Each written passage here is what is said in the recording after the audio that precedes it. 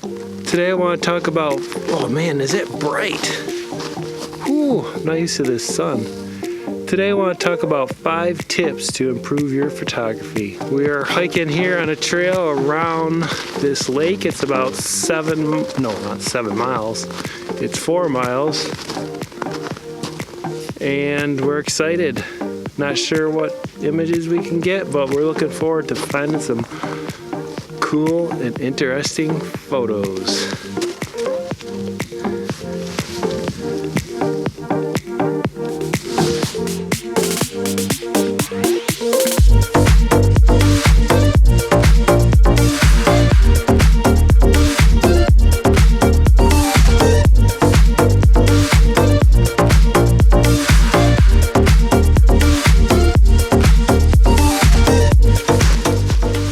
Hey guys, so tip number 1 is angle. Finding those unique angles.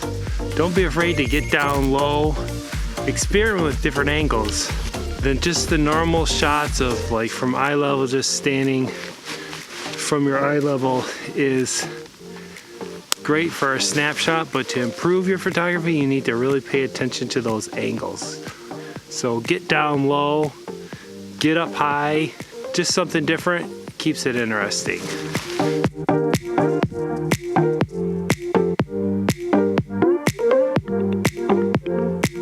What do I want to say about low angles? They're awesome. Low angles are awesome. Gives you a cool new perspective. We're to the next trail marker.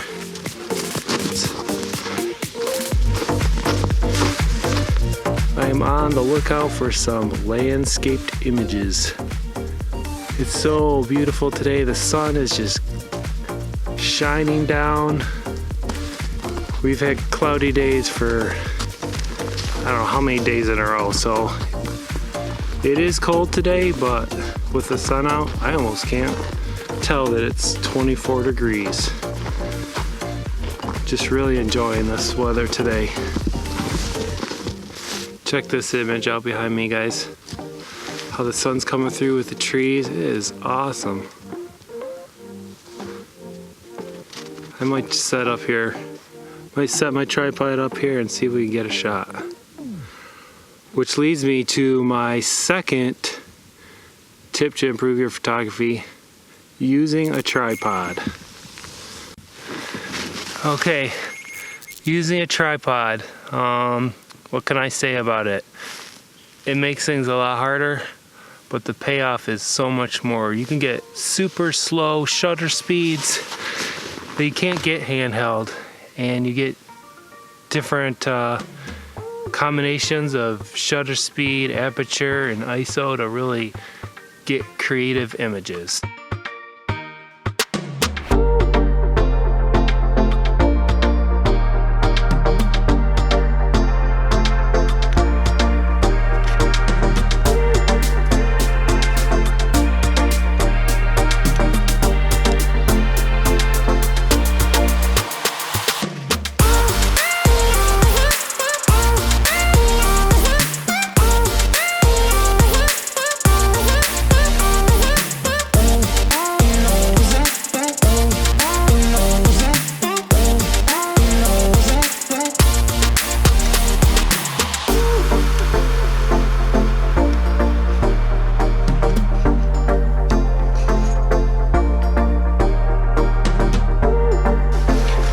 Okay, so I want to explain a little bit more on how I'm taking this shot and what my settings are. So I framed it up in the portrait composition. I'm looking at 1/320th of a second, f9, ISO 100. I have this fallen tree in the foreground, and it leads into the scene, and it leads your eye up this hill with the sun in the background that's casting shadows on the ground, and that's more leading lines into the image. I think it's really interesting how your eye can be drawn into the image. Okay, I think we're ready to take this shot. I don't think I need a 2-second timer or any timer because the shutter speed's so fast.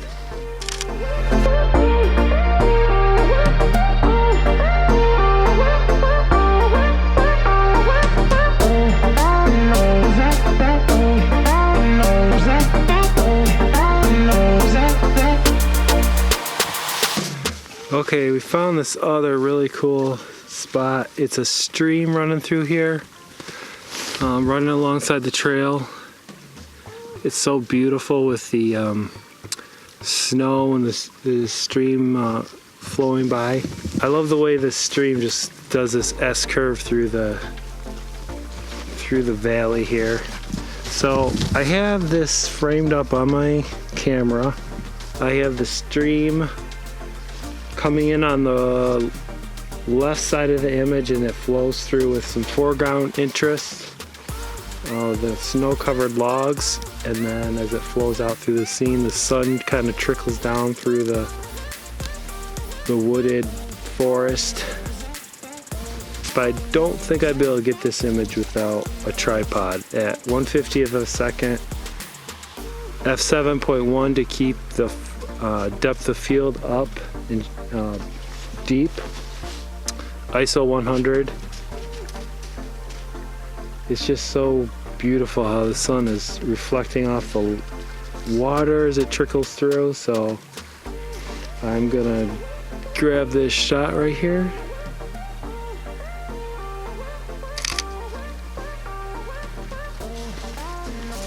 And it's awesome.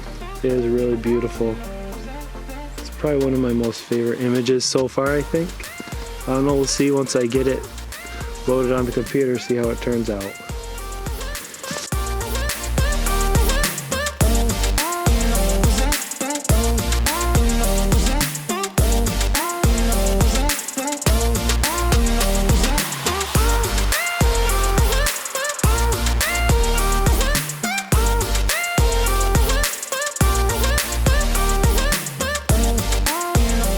So that leads me to the third tip on improving your photography, landscape images, or just any photography for that matter, is slowing down, taking your time and paying attention to those settings, paying attention to the scene and the composition. I have done so many images where I rush through and I get back and look at the image on my computer. I'm like, oh, why is my ISO at 5,000 and my shutter speed is at 1/500th of a second? So taking your time helps you just stop, take a minute, look, check your settings. Do they make sense? Is the shutter speed where you want it to be? Is your ISO and aperture what you had thought? Slowing down allows you to check the borders of your image. Is there anything weird on the border that you didn't notice at first? And also checking the background. Checking the backgrounds. Is there anything out of place? Is there something you didn't want there? Can you just move over 2 or 3 feet and avoid that distracting object in the background? So tip number 3, slowing down.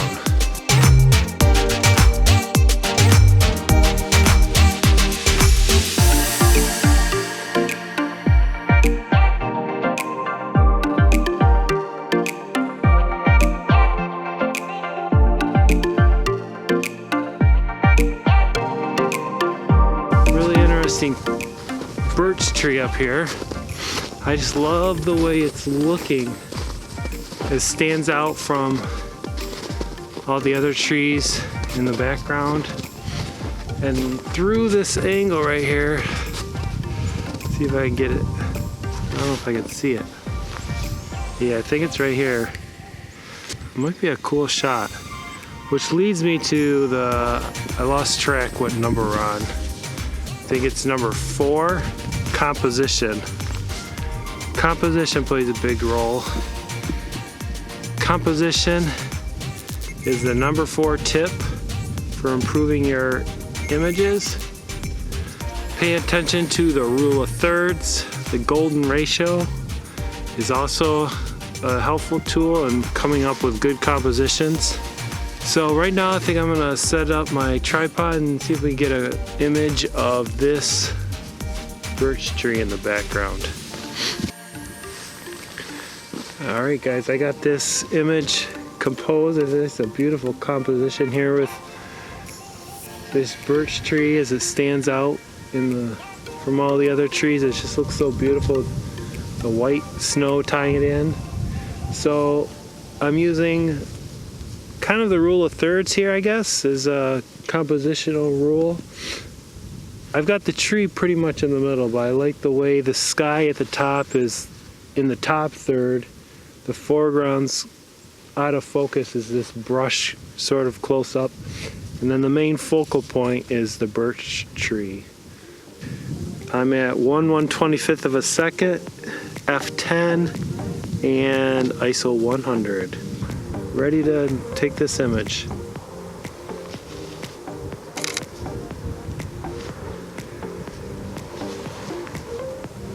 Beautiful, awesome.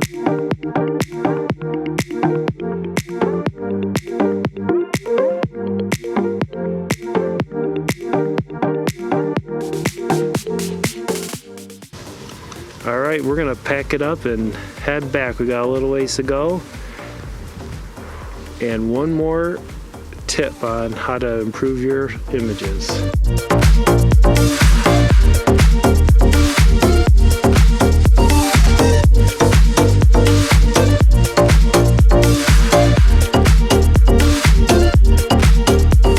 The fifth tip that I wanted to talk about today, and tips on how to improve your photography, is foreground interest.